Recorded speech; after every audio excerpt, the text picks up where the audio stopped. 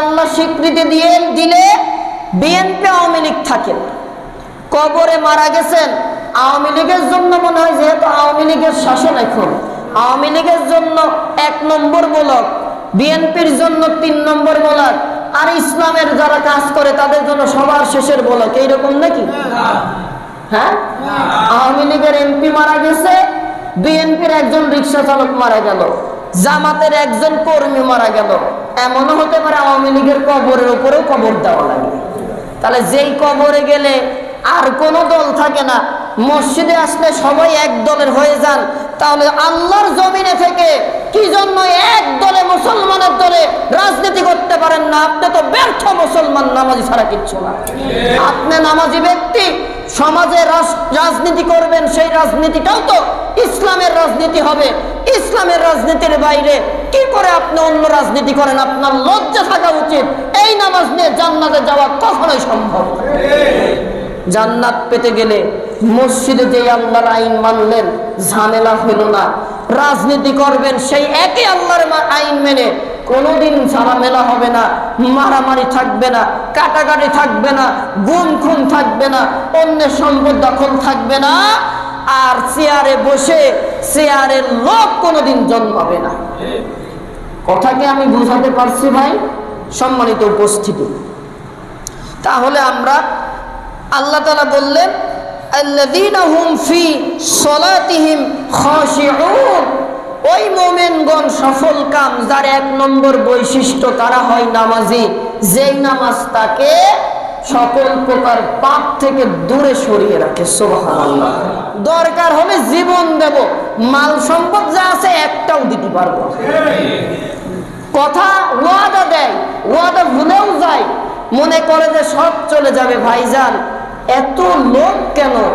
আপনার যদি আজকে মালাকুল মউতের সাথে সাক্ষাৎ হয়, মাগরিবের নামাজে এসে তো মুসল্লিদের বলতে পারবেন, দেখো জুম্মার নামাজ পরে দুপুরে খাবার খাচ্ছিলাম, আজরাইল আসছে, আমার সাথে দেখা হয়েছে, এই বলি গেল। এরকম তো সুযোগ হয় আর কি? মালাকুল মউতের সাক্ষাৎ হলে ফেরার সুযোগ আছে? তাহলে কোটি কোটি টাকার সম্পত্তি, জমি আছে বিঘা বিঘা, আপনার ব্যাংক ব্যালেন্স আছে কোটি কোটি, মারা গেলে কাপড় মাত্র পুরুষ হলে 3 টুকরা, নারী হলে 5 টুকরা, 3.5 হাত কবর, এতটুকুরই মালিকানা আপনি। দুনিয়াতে এত বড় বড় মারাবাড়ি তাকাব্বারে দিয়ে কি লাভ করবেন? এজন্য যতটুকু আছে আল্লাহ তাআলাকে খুশির জন্য দিয়ে দিবেন, আল্লাহকে খুশি করে পড়ুন। আউযু বিল্লাহি মিনাশ শাইতানির রাজীম। বিসমিল্লাহির রাহমানির রাহিম। قد أفلح المؤمنون الذين هم في صلاتهم خاشعون والذين هم عن اللغو معرضون والذين هم للزكاة فاعلون والذين هم لفروجهم حافظون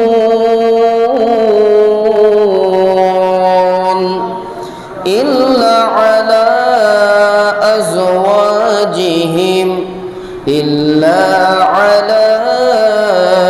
أزواجهم أو ما ملكت أيمانهم فإنهم غير ملومين فمن ابتغى وراء ذلك فأولئك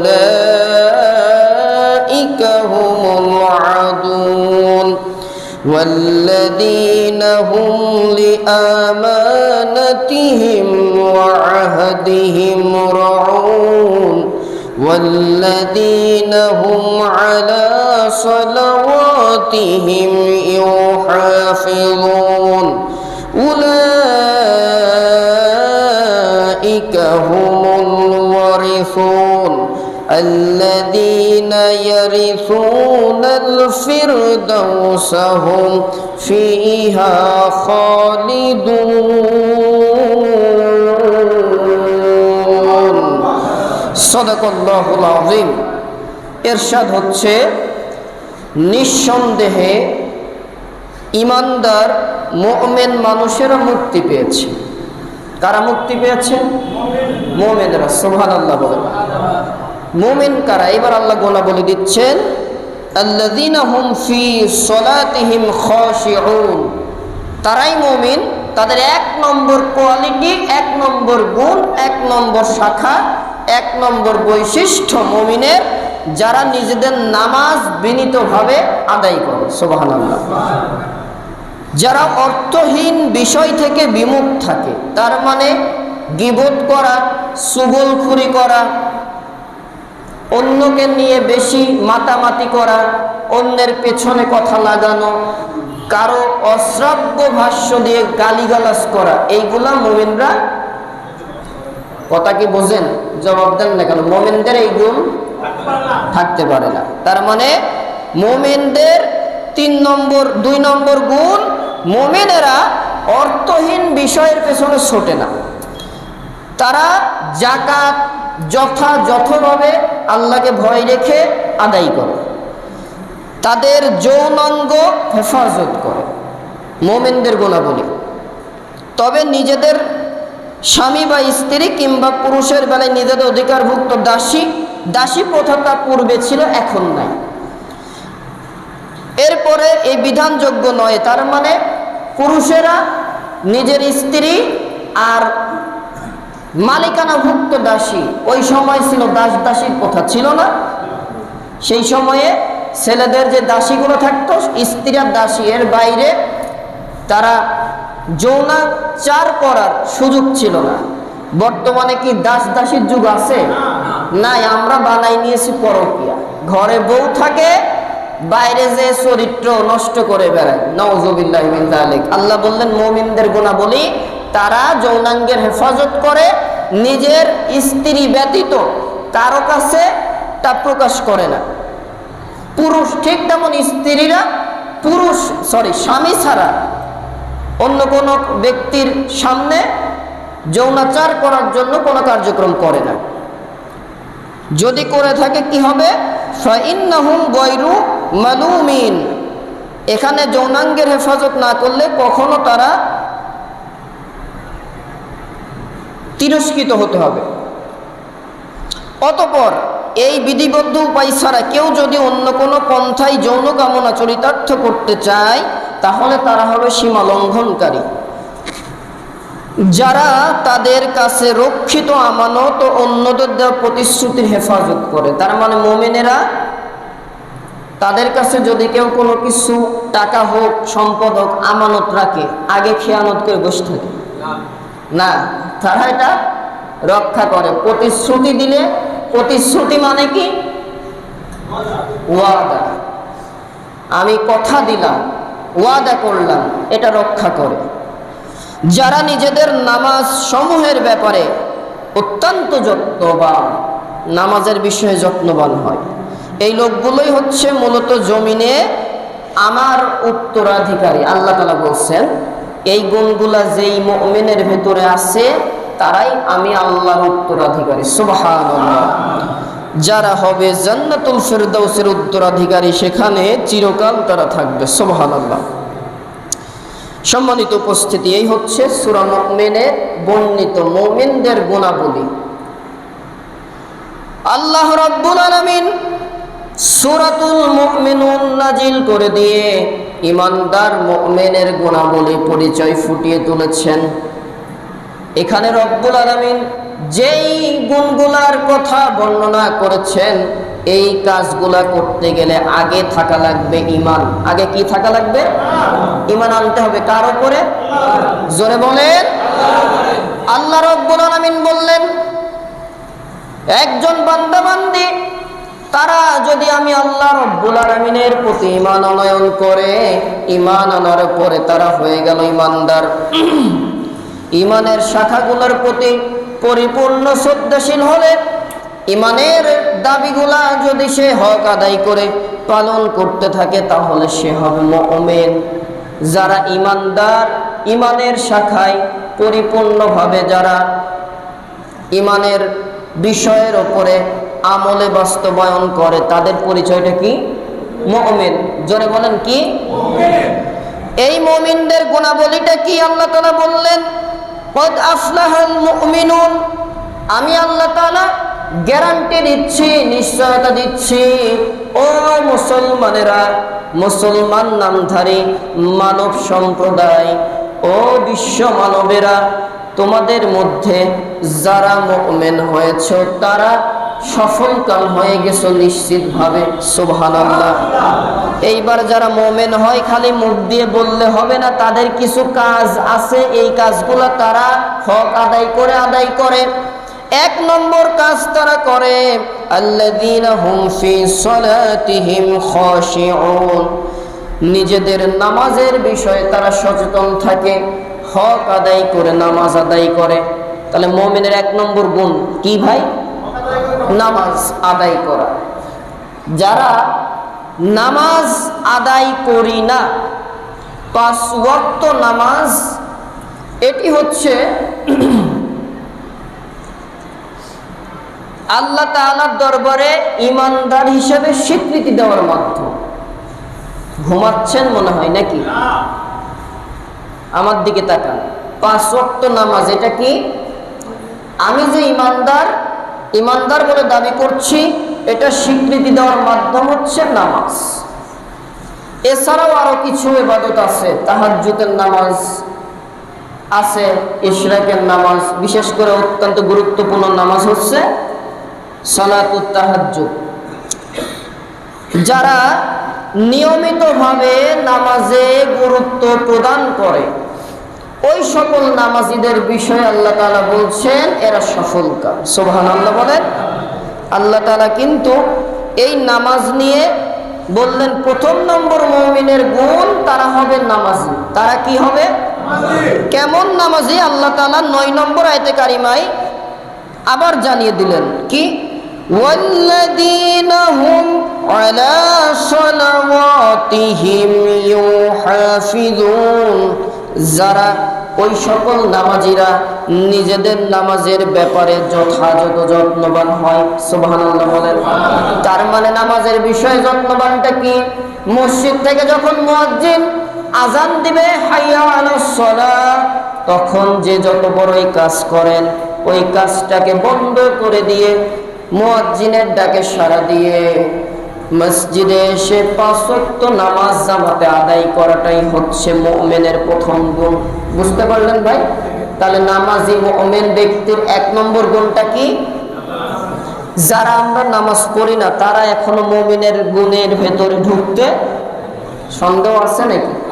তাহলে মুমিন হতে গেলে, মুমিনরা যেহেতু সফলকাম, নিশ্চিতভাবে আল্লাহ তাআলা গ্যারান্টি দিলেন। এই মুমিনের প্রথম গুণটা কি বলেন তো জোরে? এই নামাজ শুধু মুয়াজ্জিনের আজানে সাড়া দিয়ে মসজিদে আসলেই হয় না। আমরা তো নামাজ পড়ি, গত জুমাতে মনে হয় বলেছিলাম যে আমাদের যে নামাজ, এই নামাজ থেকে মুরগির খাবার খেতেও দেরি হয়, আমাদের নামাজ পড়তে দেরি হয় না আর কি। নামাজে দাঁড়ায় এইভাবে, কেউ এইভাবে হাত তোলে, আল্লাহু আকবার, কেউ এইভাবে আল্লাহু আকবার তোলে না। নামাজের কিছু মাসাইলা আছে, আহলে হাদিস বলেন, হানাফি, শাফি, হাম্বল মাযহাব, এটা মাযহাব, মাসালা কত দিক গ্রহণযোগ্য যে মাসালাগুলা। মুমিন বান্দা ওযু করছে, আজকে ঢুকছেন, এখন কোন নামাজের জন্য বলেন তো? তাও বলতে পারেন না, কথা বলেন না কেন? কোন নামাজে ঢুকেছেন? এই যে ঢুকেছেন, নিয়ত হয়ে গেছে, নাওয়াইতু আন উসিয়া লিল্লাহি তাআলা, এইগুলো মুখে বলার আর দরকার নাই। দাঁড়িয়ে যাবেন কাতার সোজার জন্য। এইগুলো আলেম ওলামা, আমাদের দেশে আলেম ওলামা বানিয়েছেন, কিন্তু মনে রাখবেন আরবি উচ্চারণ করবেন, ভুল উচ্চারণ করলে নেকির পরিবর্তে গুনাহ হবে। আর নাওয়াইতু আন উসিয়া লিল্লাহি তাআলা, এইগুলা বলার বিষয়ে হাদিসে শক্ত রেফারেন্স নাই, এটা আলেম ওলামারা তৈরি করেছে। আপনি ওযু করছেন, বাসা থেকে আসছেন, কোন নামাজের নিয়ত অন্তরে করেছেন এটা করা ফরজ। আসবেন, একামত হবে, দাঁড়িয়ে যাবেন সীসা ঢালা প্রাচীরের মতো। কথাকে বুঝতে পারছেন?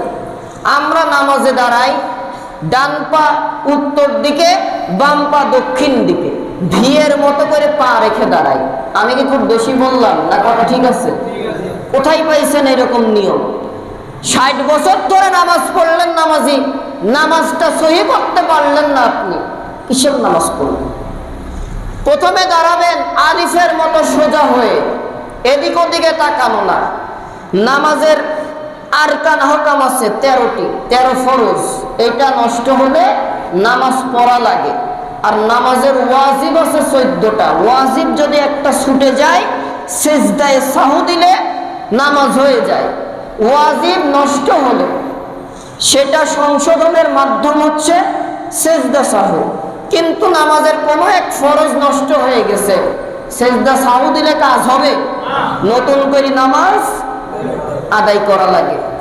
সম্মানিত উপস্থিতি, একটু পানি নিয়ে আসা যায় কি?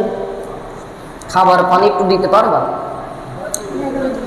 সম্মানিত উপস্থিতি, এই নামাজের বিষয়ে এবার আসেন। আপনি দাঁড়াচ্ছেন এমপি মাহবুবুল আলম হানিফের সামনে, নাকি শেখ হাসিনার সামনে, নাকি বর্তমান রাষ্ট্রপতিকে জন্য শাহাবুদ্দিন চপ্পু, নাকি ওর সামনে দাঁড়াচ্ছেন? কার সামনে দাঁড়াচ্ছেন? কোটি কোটি, আদম থেকে শুরু করে বর্তমান নয়, কিয়ামত পর্যন্ত যত রাষ্ট্রপতি আসবে, প্রধানমন্ত্রী আসবে, ডোনাল্ড ট্রাম্প আসবে, জো বাইডেন আসবে, সবগুলাকে একত্রিত করে তাদের সম্মানকে একত্রিত করলে আল্লাহ তাআলার যত মর্যাদা, এক কিঞ্চিত পরিমাণ মর্যাদা সমান হবে না। তাহলে আপনি যে আল্লাহ তাআলার সামনে দাঁড়ান, আপনার পোশাক ঠিক থাকে না কেন? নামাজি ব্যক্তি, যেই নামাজ আল্লাহ কবুল করেন, তার নামাজি ব্যক্তির সামনে যখন দাঁড়াবে, আল্লাহ তাআলা চিন্তা করতে হবে, আমি তো সেই আল্লাহর সামনে দাঁড়াচ্ছি যে আল্লাহ বিশ্ব ভূখণ্ড সৃষ্টি করেছেন, যে আল্লাহ আমাকে বাঁচিয়ে রাখছেন, মসজিদে এনেছেন, ইচ্ছা করলে এই মুহূর্তে শেষ করে দিতে পারেন। কে গল্প হয় কেন? আলোচনার সময় কোনো কথা হবে না, কানাকানি হবে না। লুক অ্যাট মি, আমার দিকে লক্ষ্য করতে হবে।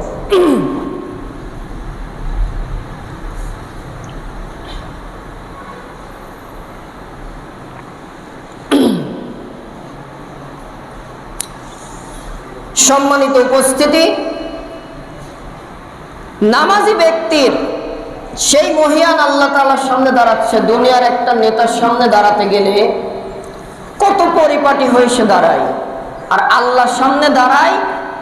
আমাদের সমাজের এমনও মানুষ আছে, বাড়িতে যত সেরা পোশাক যা আছে, বেড়াতে গেলে কিচ্ছু পরে না, ফেলে রাখে, ওইটি নামাজের সময় নিয়ে আসে। এরকম দেখবেন। নামাজে আসে, বোতামগুলা খোলা, খুব গরম লাগছে, কত গরম, অথচ তিনি ভুলে যান মরে গেলে 3 টুকরা কাপড়, গরম হোক আর শীত হোক, ওইটা নিয়েই সঙ্গী হিসাবে থাকতে হবে। সব ভুলে যায়। বুকের বোতাম খোলা, জামা সেরা, সেরা জামা পরে নামাজ কোথায় পাইছেন? কিছু কিছু লোক পরে সেরা পাঞ্জাবি, সেরা ইয়ে পরে সুন্নাত। আর এইসব ভুল ফতোয়া দিয়েছে কি? নামাজে দাঁড়াতে গেলে বাড়িতে সব থেকে সুন্দর যে পোশাকটা, সেইটা পরে মসজিদে আসবেন। আর রাসূল বলেন, নামাজি ব্যক্তি ওই নামাজ আল্লাহ কবুল করে যেই নামাজি ব্যক্তি আল্লাহু আকবার বলে তাহারিমা বেঁধে দাঁড়াবে, মনে মনে চিন্তা রাখে আমি আল্লাহকে দেখে দেখে নামাজ আদায় করছি। রাসূল বলেন, এই চিন্তা যদি তোমার না থাকে, অন্তত এতটুকু মনে করো আল্লাহ তোমাকে দেখতেছে। নিয়ত বেঁধে মাথা চুলকাও না, ঘাড় চুলকাও, কেউ দেখছেন, আল্লাহ দেখছে। দুনিয়ার একটা নেতার সামনে দাঁড়াতে গেলে কি আঁকা বাঁকা হও নাকি? তাহলে আল্লাহর সামনে দাঁড়াচ্ছ, আঁকা বাঁকা হও কেন? তাহলে পোশাকের দিকে যত্নশীল হতে হবে। পোশাক মানেই নতুন পোশাক পরা লাগবে না। আপনার বাড়িতে কথা বলো, বাড়িতে কি আছে? ভালো সুন্দর যে পোশাকটা আছে, লন্ড্রি করা, ইস্ত্রি করা যে পোশাকটা আছে, ওই পোশাকটা নিয়ে যাবেন কোথায়? বিয়ের দাওয়াতে। কোথায়? মসজিদে। মসজিদে এসে বোতাম আমার আছে 1টা 2টা 3টা 4টা 5টা, বোতাম সব খুলে নিয়ে দাঁড়াতে হবে। কিভাবে দাঁড়াবেন? বোতাম লাগিয়ে দাঁড়াবেন। পরিপাটি পরিচ্ছন্ন, আপনি আল্লাহর গোলাম, এটা আপনার বাহ্যিক দৃষ্টিকোণ দিয়ে প্রমাণিত হতে হবে। কথাগুলা বলছি, কথাগুলা শোনেন। আমল যে করতে পারবেন তারাই সফল কাম, আমল করতে না পারলে তাদের থেকে ব্যর্থ কেউ। সম্মানিত উপস্থিতি, এইবার তাহারিমা বাঁধাবেন, দাঁড়াবেন কিভাবে? একজন ডান দিকের ভাইয়ের সাথে ডানের কাঁধ মিলবে। রসুলের হাদিস, সাহাবা একরামের পোশাক আশাক নষ্ট হলে আগে ক্ষতিগ্রস্ত হতো দুই পাশের হাতার পোশাক, কারণ তারা নামাজের কাতারে যখন দাঁড়াতো সীসাঢালা প্রাচীরের মতো, পেছন থেকে শত্রুপক্ষ ঢুকতে গেলে তাদের ভেদ করে ঢোকা সম্ভব ছিল না। সুবহানাল্লাহ। তার মানে ঘর্ষণে এই হাতার পাশ আগে ক্ষয় হতো, আর আমরা 5.5 হাত দূরে দাঁড়াই। এই নামাজে প্রশান্তি আসবে না। তাহলে নামাজে দাঁড়ানোর সুন্নত কি ভাই? সোজা হয়ে দাঁড়াবেন, সুন্দর পোশাক হবে, কাপড় গিরার উপরে থাকবে, ডানের লোকের সাথে বামের লোকের সাথে কাঁধের সাথে কাঁধ ঠেসে দাঁড়াবে। আর একটা হাদিসে বলা হচ্ছে একে অপরের পায়ের গোড়ালির সাথে গোড়ালি মিলিয়ে, যদিও এটাতে একটু ইখতিলাফ আছে, এই জন্য অন্তত পায়ের গোড়ালির সাথে গোড়ালি না মিলালেও এমনভাবে দুইটা কাঁধের সাথে কাঁধ মিলিয়ে দাঁড়াতে হবে যাতে কাতারের মাঝে এক চুল পরিমাণ ফাঁকা না থাকে। আমরা কি এভাবে দাঁড়াবো ইনশাআল্লাহ? পায়ের পাতা দুটি কিভাবে থাকবে? কেবলামুখী। অনেকে দাঁড়ায় এইরকম বাঁকা হয়ে দাঁড়ায়, কোথায় পাইছে? নামাজই তো আপনি এখনো সুন্দর করতে পারলেন না। আপনার নামাজটা এমন হওয়া দরকার বেধর্মী এবাদত দেখে ইসলামের প্রতি আকৃষ্ট হয়। আর আজকে আমাদের সমাজে বেধর্মীরা আকৃষ্ট হয় ছেলে মেয়ের সৌন্দর্য দেখে। আর এমনও মুসলিম ঘরের ছেলে মেয়েরা আছে বেধর্মীদের সাথে আত্মীয়তা করে শুধুমাত্র যৌনাতার্থ করার জন্য, ইসলামের জন্য না। সম্মানিত উপস্থিতি, পায়ের পাতা হবে কেবলামুখী, দাঁড়াবেন এইভাবে, আমার দিকে তাকান। তাহারিমা বাঁধবে না, হাত বাঁধাকে তাহারিমা বাঁধা বলে। আল্লাহু আকবার বলবেন, আমার দিকে লক্ষ্য করুন প্লিজ। এই যে দুই হাতের বৃদ্ধাঙ্গুলি, এটা থাকবে কাঁধ পর্যন্ত। আমার দিকে লক্ষ্য করেন, দুই হাতের বৃদ্ধাঙ্গুলি থাকবে কি পর্যন্ত? শাহাদাত আঙ্গুলি কানের লতি, এইরকমও না, এইরকমও না, এইরকমও না, এইরকম। আমার এই হাতটা তো ভাঙা, আপনারা জানেন, এটা পুরোটা সোজা হয় না। এই হাতটা ঠিক এইরকম থাকবে, এটাই পর্যন্ত, সোয়া লাগবে না। এই যে আল্লাহু আকবার। আশরাফ আলী তানভী রাহিমাহুল্লাহ তাহারিমা বাঁধার বিষয়ে বলছেন, আল্লাহু আকবার বলে এই হাতের কবজির সাথে মিলিয়ে এইভাবে ছেড়ে দেয়। এটা যেখানে পড়বে ওটাই আপনার জন্য নামাজ ধরার সুন্নাহ। আর আমাদের সমাজে আছে কিছু শ্রেণীর এইভাবে নামাজ আদায় করে, কেসি বানায়। আমি কটাক্ষ করছি না, বুকের ওপরে হাত বাঁধা এটা সুন্নাহ, আমরা স্বীকার করি, কিন্তু আপনি কেসি পাইলেন কোথায়? আপনি তো এখনো বুকের সাইজই বোঝেন না। বুক এইটা বুক বলে, আর ওনারা এইখানে নামাজে হাত বাঁধে। আমি খুব বেশি বললাম নাকি? আপনি এইখানে হাত বাঁধেন, সমস্যা, এইখানে বাঁধেন, হাত ছেড়ে পড়েন, অসুবিধা নেই। কিন্তু মনে রাখতে হবে আপনি যেই সমাজে আছেন ওই সমাজে রসুলের কোন সুন্নাহর উপরে আমল চালু আছে, ওইটাই আপনার জন্য সুন্নতের আমল। কথা কি বোঝাতে পারলো? আমাদের সমাজে রাফে আদাইন করা হয় না, আরব আমিরাতে রাফে আদাইন করে, ওটা ওই সমাজের জন্য সুন্নাহ। আমরা না করি, না করার হাদিস নিয়ে, এটা আমাদের জন্য সুন্নাহ। আমি কথা কি বোঝাতে পারছি? যেই নামাজটা আল্লাহ তাআলার কাছে পছন্দনীয় হবে। তাহারিমা আল্লাহু আকবার বেঁধে দাঁড়াবেন, দাঁড়ানোর পরে সানা পড়বেন। এখানে সুবহানাকা আল্লাহুম্মা বিহামদিকা, সুবহানাকা আল্লাহুম্মা বিহামদিকা ওয়া তাবারাকা ইসমুকা ওয়া তাআলা জাদ্দুকা ওয়া লা ইলাহা গায়রুক। হাদিসে আরো আছে, কুল ইন্না সলাতি ওয়া নুসুকি ওয়া মাহইয়ায়া ওয়া মামাতি লিল্লাহি রাব্বিল আলামিন, ইন্নী ওয়াজ্জাহাতু ওয়াজহিয়া আমরা যাই নামাজে দাঁড়াই করি, আসলে যাই নামাজের কোনো দোয়া নাই। আল্লাহু আকবার, আমার দিকে তাকান প্লিজ। আল্লাহু আকবার বলে তাহারিমা বেঁধে পড়তে পারেন, ইন্নী ওয়াজজাহতু ওয়াজহিয়া লিল্লাযী ফাতারাস সামাওয়াতি ওয়াল আরদ হানিফা ওয়া মা আনা মিনাল মুশরিকিন কুল ইন্না সলাতি ওয়া নুসুকি ওয়া মাহইয়ায়া ওয়া মামাতি লিল্লাহি রাব্বিল আলামিন সুবহানাকা আল্লাহুম্মা বিহামদিকা ওয়া তাবারাকা ইসমুকা ওয়া তাআলা জাদ্দুকা ওয়া লা ইলাহা গায়রুক। এরপরে তাআউয, আউযু বিল্লাহি মিনাশ শাইতানির রাজীম, তাসমিয়া, বিসমিল্লাহির রহমানির রহিম, সূরা ফাতিহা শুরু করলেন। কোরআনের আয়াত তেলাওয়াত করবেন, আলহামদুলিল্লাহি রাব্বিল আলামিন, যাবতীয় প্রশংসা মহান রব্বুল আলামিনের জন্য। আপনি যদি প্রতিদিন অর্থ সহ কোরআনটা পড়েন, কোরআনের অর্থ যদি আপনি জানেন, যখন পড়বেন আলহামদুলিল্লাহি রাব্বিল আলামিন, আপনার মনের ভেতরে আসবে এর অর্থ তো সকল প্রশংসা সে আল্লাহর জন্য, নামাজের মজাই আলাদা হবে। আর আমরা 70 বছর ধরে নামাজ পড়ে আলহামদুলিল্লাহি রাব্বিল আলামিন, কথা কি বুঝছেন? তো এখানে আলহামদু বললে সকল প্রশংসা হয়, আর যদি এখানে আলহামদু বলেন তাহলে হবে দুনিয়ার সকল নোংরা জিনিসের প্রশংসা সে আল্লাহ। নাউজুবিল্লাহ বলেন। এই জন্য আলেমরা যখন তেলাওয়াত করে, তেলাওয়াতের প্রতি মনোযোগ দিতে হয়, ওইভাবে পড়ার চেষ্টা করতে হয়। তবে আল্লাহ তাআলা আপনাদের চেষ্টাটাকে কবুল করবে, একগুঁয়েমিটাকে কবুল করবে।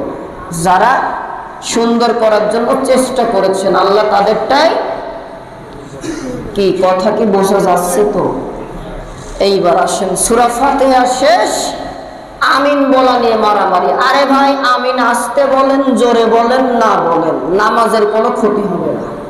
এটা একটা সুন্নাহ আমল, এটা নিয়ে মসজিদ আলাদা করেন কেন? সবসময় মুসলমানেরা ফরজ, ওয়াজিব এইগুলার বিষয়ে একত্রিত থাকতে হবে।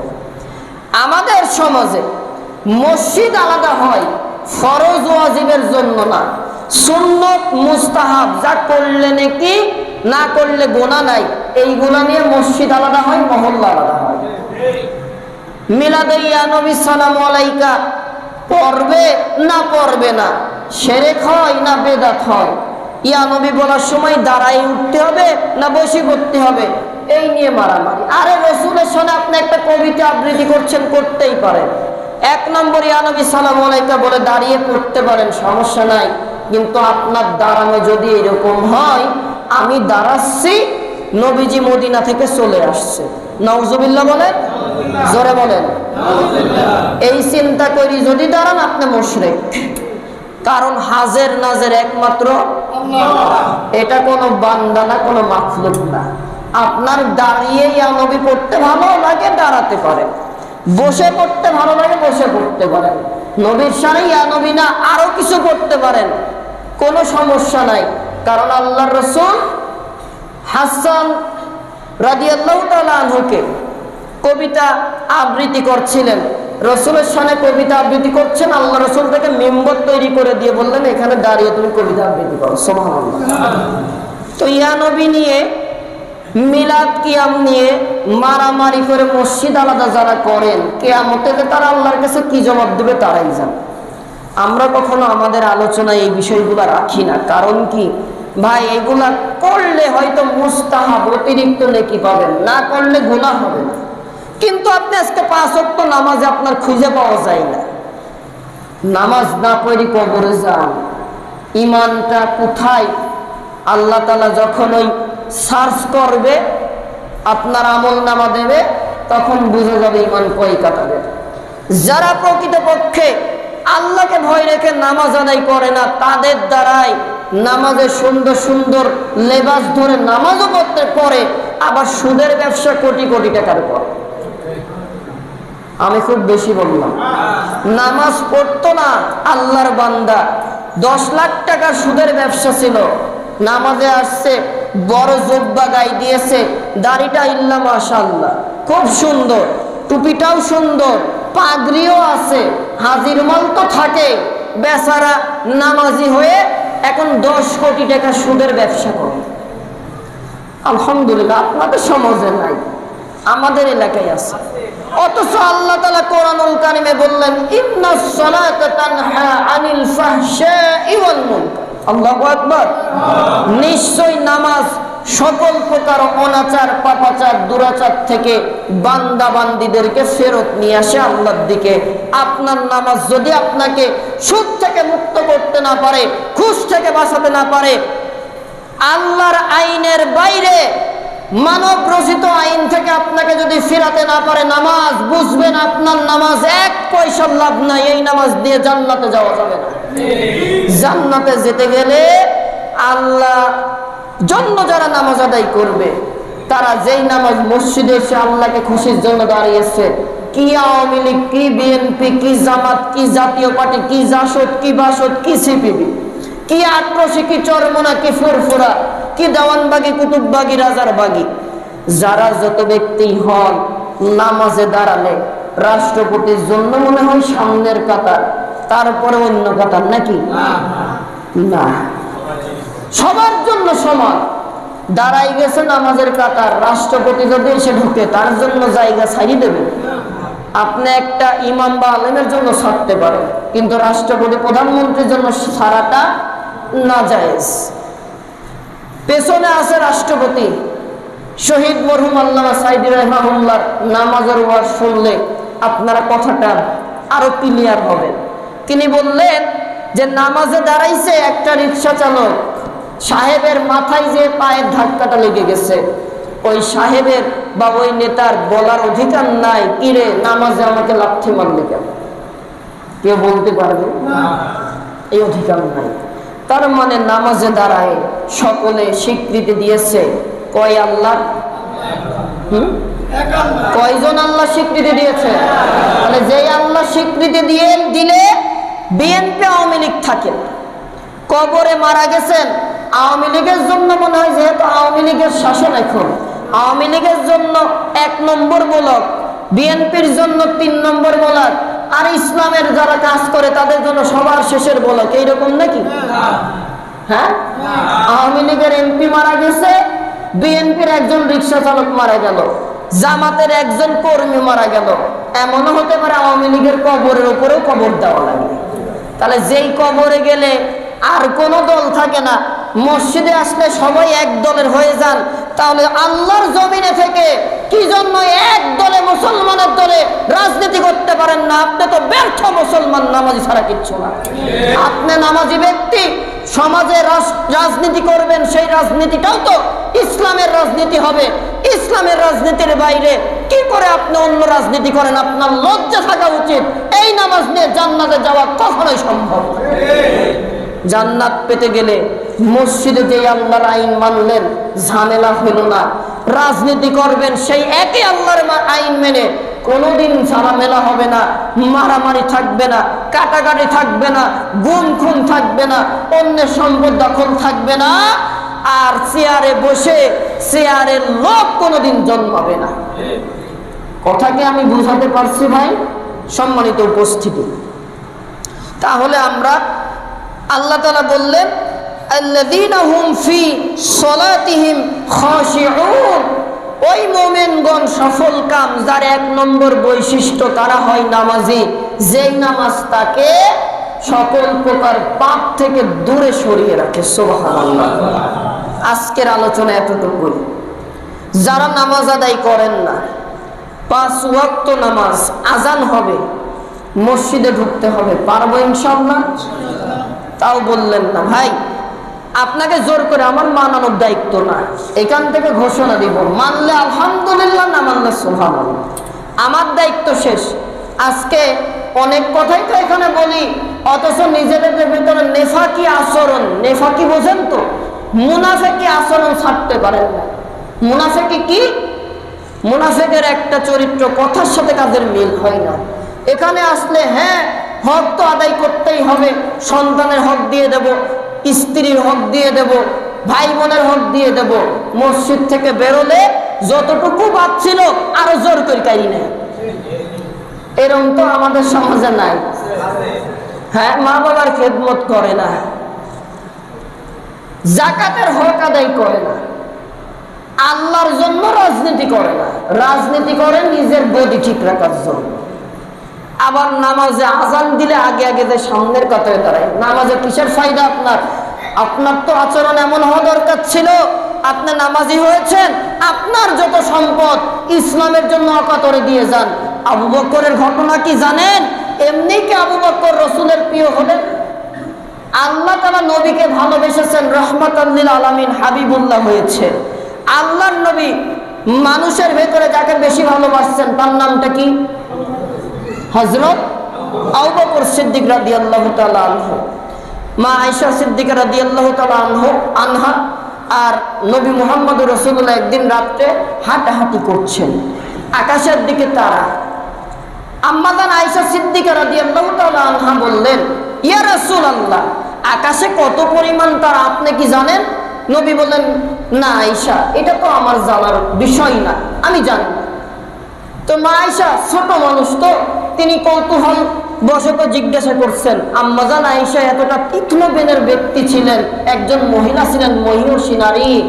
প্রায় 2000-এর উপরে হাদিস তিনি মুখস্থ করেছেন, বর্ণনা করেছেন। সুবহানাল্লাহ। বাড়িতে যাইয়া দুপুরের খাবারের পরে বললেন, একটু জোরে বলে। আমাদের সমাজের মহিলারা স্টার জলসার, জি বাংলা আর কে কোথায় কত ভরি স্বর্ণ পরে এইটি ভালো মুখস্থ করতে পারে।